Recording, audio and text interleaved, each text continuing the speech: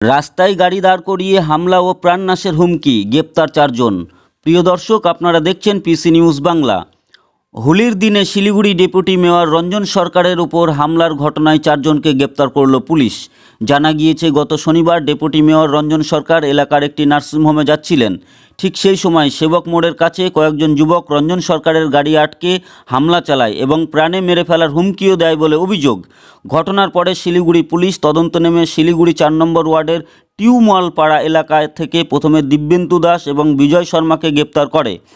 পরবর্তীতে দুজনকে জিজ্ঞাসাবাদ করলে রাতেই গ্রেপ্তার করা হয় সুধাকর চৌধুরী এবং বিশাল নন্দীকে। ধৃতদের শিলিগুড়ি আদালতে পেশ করা হয়েছে।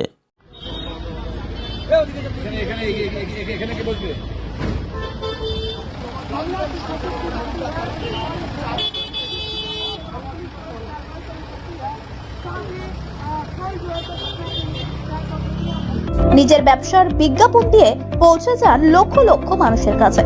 কম খরচে ডিজিটাল মাধ্যমে বিজ্ঞাপন দিয়ে নিজের ব্যবসাকে বাড়িয়ে তোলো।